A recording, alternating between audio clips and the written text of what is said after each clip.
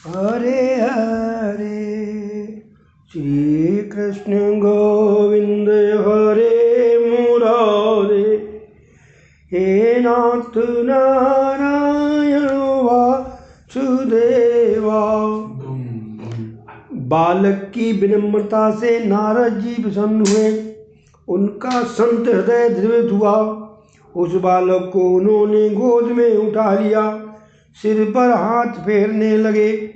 महापुरुष का हाथ जब मस्तक पर फिरता है तो मन के सारे विकार शांत हो जाते हैं। ध्रुव को लगा कि अपनी माता के आशीर्वाद से यहाँ मार्ग में एक और माता मिल गई। जन्मदाता माता बालक को स्तनपान पान करा के पुष्ट करती है, तो गुरु रूपी माता हमेशा के लिए स्तनपान छुड़ाती है, अर्थात जन्म मृत्यु के चक्र से मुक्त कराती है, मोक्ष दिलाए। अतः फिर कभी जन्म लेकर स्तनपान करना ही ना पड़े। स्तनपान कराने वाली माता श्रेष्ठ है या स्तनपान छुड़ाने वाली माता? ये क्वेश्चन मार्क है।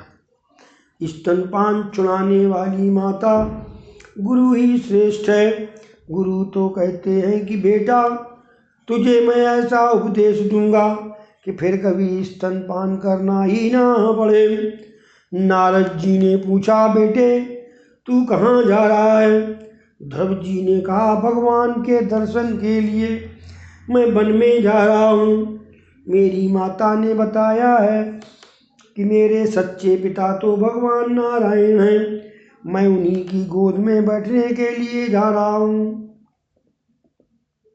ध्रुव की बात सुनकर नारद जी ने उसकी परीक्षा लेनी चाहिए। सद्गुरु परीक्षा लेने के बाद ही शिष्य को उपदेश देते हैं। नारद जी ने उससे कहा, अरे अभी तो तू छोटा सा बच्चा है, ये तेरे खेलने कूदने की अवस्था है, प्रभु का जाप करने की नहीं। और भगवान तो यत् प्रसादम सबई पुंसाम दुराराध्यो मतो मम। मेरा विचार है कि साधारण पुरुषों के लिए ईश्वर को प्रसन्न करना बड़ा ही कठिन कार्य है। तू जिनकी कृपा की इच्छा कर रहा हूँ वे तो दुराध्य हैं। बड़े बड़े ऋषि कई जन्मों तक ईश्वर की आराधना करते हैं, फिर भी उन्हें नहीं मिल पाते। वे भगवान का मार्ग ढूंढते तो हैं किंतु जान नहीं सकते। तू बड़ा होकर पहले हर प्रकार के सुखों का उपभोग कर और वृद्धावस्था में निवृत्त होकर वन में चले जाना। तब शांति से भजन करना, राम नाम जपना और भगवान का दर्शन कर लेना। तू चाहता है कि भगवान तुझे गोद में बिठा लें, किंतु बड़े बड़े ऋषि मुनि हजारों वर्षों की तपश्चर्या करने के बाद भी उन्हें पा नहीं सकते, तो फिर तेरे जैसे बालक को वो मिलेंगे ही कैसे? अतः यही अच्छा है कि तू अपने घर वापस चला जा। ध्रुव कुमार ने कहा, जी नहीं, जिस घर में मेरा अपमान होता है वहाँ मैं नहीं रह सकता। अपने पिताजी के राज सिंहासन पर न बैठने का मैंने निश्चय किया है। इसी जन्म में प्रभु के दर्शन करने का भी निश्चय किया है। गुरुजी आप मार्गदर्शन कराएं। ध्रुव का अटल निश्चय देखकर नारद जी ने कहा, धर्मार्थ काम मोक्षाख्यम आत्मना एकमेव हरे तत्र कारणम पादि सेवनम।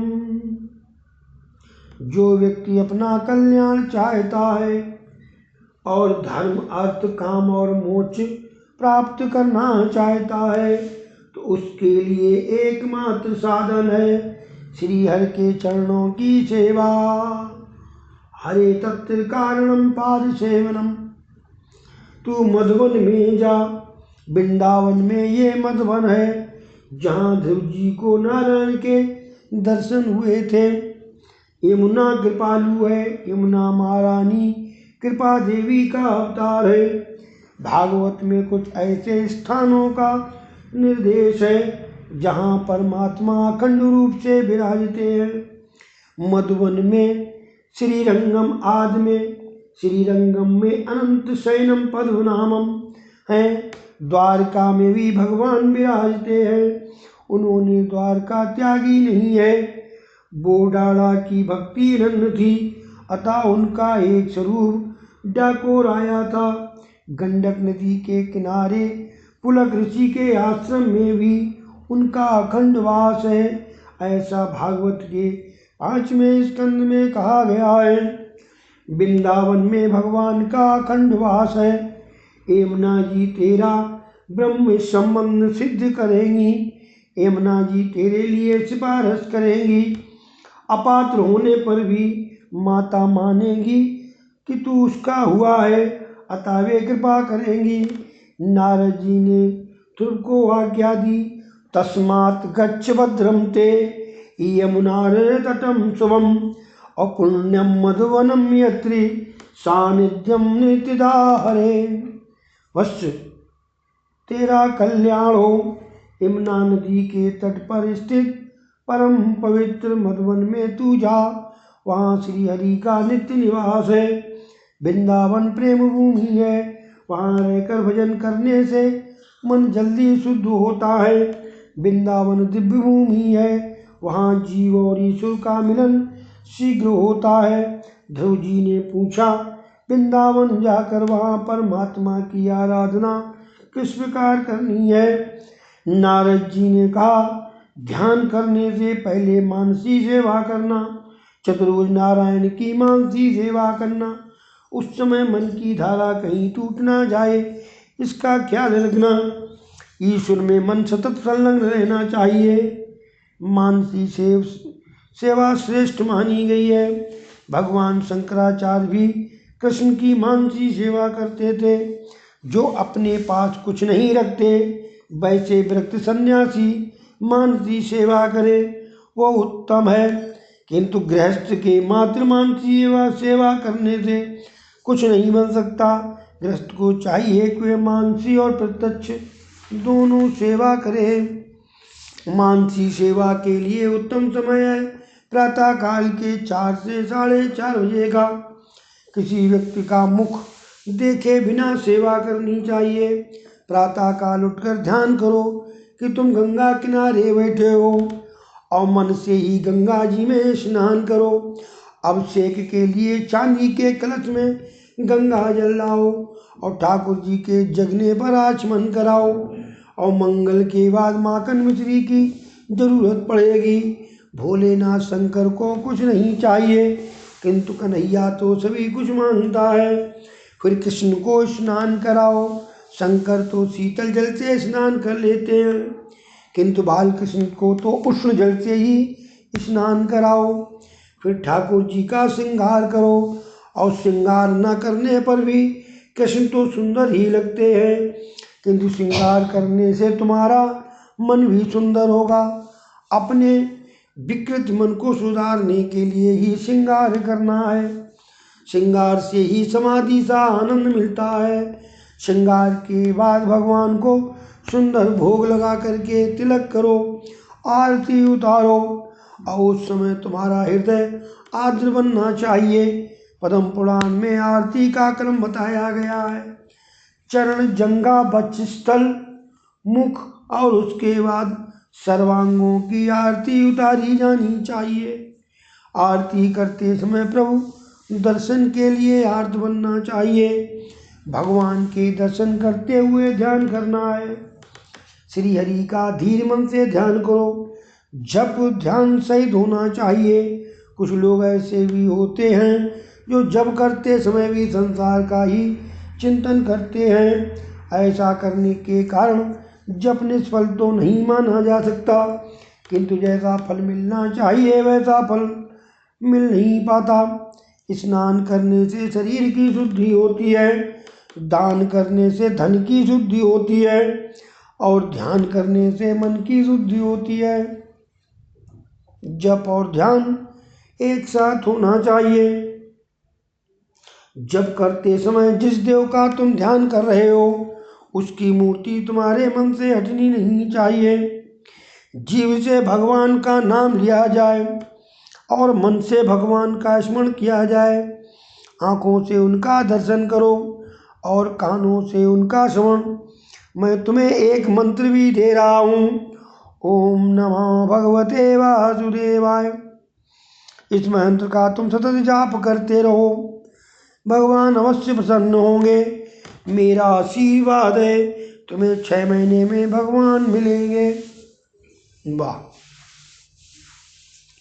संचित प्रारब्ध कर्म को जलाने के लिए 3 जन्म लेने पड़ते हैं।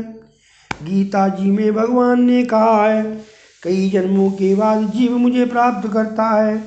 बहुनाम जन्मान्ते। विद्वानों ने यहाँ ऐसा अर्थ किया है कि बहुनाम अर्थात 3 जन्म। अपने कर्मों के क्षय के लिए योगियों ज्ञानियों को 3 जन्म तो लेने ही पड़ते हैं। किंतु भागवत में वर्णित ध्रुव चरित्र में कहा गया है कि जप करने से 6 महीने में भगवान मिलते हैं। माँ से रह श्रमसी पादयोच्छायाम पेताम पापगता। ध्रुव जी ने कहा है कि भगवत चरणों की छाया मैंने 6 महीने में ही प्राप्त की थी। ये सही बात है, तुम भी अनुभव करके देखो। किंतु जिस प्रकार ध्रुव ने तपश्चर्या की थी उसी प्रकार तपश्चर्या करो। साधना करने से सिद्धि प्राप्त होती है। ध्रुव जी ने कई जन्मों तक तपश्चर्या की थी और पूर्व जन्म में 6 मास में ही उन्हें परमात्मा के दर्शन होने वाले थे। उस योग के लिए भी 6 मास बाकी थे। पूर्व जन्म में वे ध्यान कर ही रहे थे कि वहाँ पर राजा रानी आ गए। ध्रुव जी सोचने लगे कि इन राजा रानी ने जो सुखोपभोग किया है वैसा मैंने तो कभी नहीं किया। इसी कारण से उन्हें राजा के घर जन्म मिला। नारद जी उत्तानपाद राजा के पास गए। वियोग में सभी को बिछड़े व्यक्ति के गुणों की याद आती है। उत्तानपाद पश्चाताप करते बैठे हुए हैं और ध्रुव के गुणों को याद कर रहे हैं। नारद जी ने सोचा, चाहे जो कुछ भी हो, किंतु ये मेरे शिष्य के पिता हैं, मुझे इनका भी उद्धार करना ही होगा। ये सुरुचि के अधीन हो गया है, ये जीव को वश में करेगा और उसकी साधना सफल होगी। जीव पर काबू पाने से सुरुचि का मोह कम हो जाएगा। उत्तानपाद जी से नारद जी ने कहा, तुम 6 मास केवल दूध ही पीना, अनुष्ठान करना। ध्रुव जी मधुवन में गए आए। प्रथम दिवस उन्होंने अनशन किया और फिर 3 दिन एक आसन पर बैठकर ध्यान किया। केवल फलाहार ही किया। अन्नाहार से रजोगुण की और फलाहार से सत्वगुण की वृद्धि होती है। तो दूसरे महीने में और संयम किया। एक साथ 6 दिनों तक ध्यान में बैठने लगे। तीसरे महीने में एक साथ 9 दिनों तक ध्यान करने लगे। फलाहार छोड़ दिया, केवल वृक्षों के पत्ते ही खाते रहे। धीरे धीरे संयम बढ़ाने से भक्ति भी बढ़ती जाती है। जिस विषय का एक बार त्याग किया हो उसमें मन इंद्रियों को फिर कभी नहीं लगने दो। चौथे मास में केवल यमुना जल पीकर 12 दिन एक ही आसन पर बैठकर जप किया। 5वें मास में जल भी छोड़ दिया और वायु भक्षण करके 15 दिन तक एक ही आसन से जप करते रहे। अब 6ठा मास आया तो उन्होंने निश्चय किया, जब तक परमात्मा नहीं मिलेंगे तब तक मैं आसन पर ही बैठा रहूँगा। और वे ध्यान जप में मग्न हो गए। निश्चय अटल होगा तो भगवान अवश्य मिलेंगे। भगवान माने लक्ष्य। ध्रुव की तरह अगर लक्ष्य भी इसी तरीके से हो किया जाए तो भगवान इस तरीके से प्राप्त हुए ध्रुव को, ऐसे आप अपने लक्ष्य को प्राप्त कर सकते हैं। वृत्ति ब्रह्माकार तो होती है, किंतु उसे वैसे ही बनाए रखना बड़ा कठिन काम है। ध्रुव जी ने 6 मास तक परमात्मा का सतत ध्यान किया। अपने हृदय में भगवान नारायण के स्वरूप का दर्शन किया। अब जीव से नहीं मन से जप करने लगे। ध्रुव जी की तपश्चर्या से प्रभावित होकर देवगण ने नारायण से प्रार्थना की कि आप ध्रुव कुमार को शीघ्र दर्शन दीजिए। तो भगवान ने देवों से कहा, मैं ध्रुव को दर्शन देने नहीं, उसका दर्शन करने के लिए जा रहा हूँ। स्वयं भगवान को ध्रुव का दर्शन करने की इच्छा हुई। लिखा है, मधुरवनम मत्ति इच्छाम गता। एक बार पंढरपुर के श्री विठलनाथ जी और रुक्मणी के बीच एक संबंध हुआ था। रुक्मणी जी कहती हैं, रोज रोज इतने सारे भक्तजन आपके दर्शन के लिए आते हैं, फिर भी आप तो दृष्टि झुका कर ही रहते हैं, किसी से भी नहीं मिलते, आखिर ऐसा क्यों? ये सुनकर भगवान ने कहा, जो केवल मुझसे ही मिलने आते हैं उस पर ही मैं कृपा दृष्टि करता हूँ। लोग मंदिर में कौन कौन से भाव लेकर आते हैं वह सब मैं जानता हूँ। मंदिर में सभी लोग अपने अपने लिए ही कुछ न कुछ मांगते हैं, मुझसे मिलने के लिए तो शायद ही कभी कोई आता है। जो मात्र मुझसे मिलने के लिए आता है उसी से मैं नजरें मिलाता हूँ। भगवान के दर्शन के लिए पंढरपुर के मंदिर में इतनी बड़ी भीड़ इकट्ठी होती है कि सुबह वहाँ पहुँचा हुआ व्यक्ति शाम को दर्शन पाता है। एक बार लक्ष्मी जी ने भगवान से पूछा, इतने सारे भक्त आपके दर्शनार्थ चल रहे हैं, फिर भी आप उदास से क्यों नजर नहीं आ रहे हैं?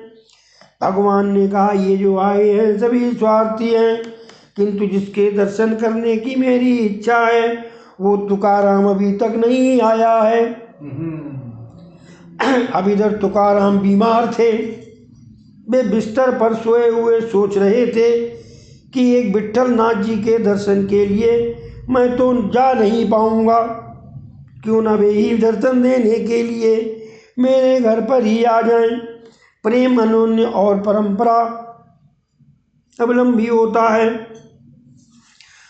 भगवान ने लक्ष्मी से कहा, तुकाराम बीमार होने से इधर आ नहीं सकता, तो चलो हम ही उसके घर चलें। लाखों वर्ष पंढरपुर के मंदिर में विट्ठल जी के दर्शन के लिए उमड़ रहे हैं और विट्ठल जी नाथ जो तो जा पहुँचे तुकाराम के घर पर। और जिस प्रकार सच्चा वैष्णव ठाकुर जी के दर्शन के लिए आतुर होता है, उसी प्रकार सच्चे भक्त के दर्शन के लिए भगवान भी आतुर होते हैं। इसलिए अधिकतायाम समाप्तम। बोलो कृष्ण जी भगवान की जय। हरे कृष्ण कृष्ण कृष्ण हरे हरे, हरे राम राम राम हरे हरे, हरे कृष्ण कृष्ण कृष्ण हरे हरे, हरे राम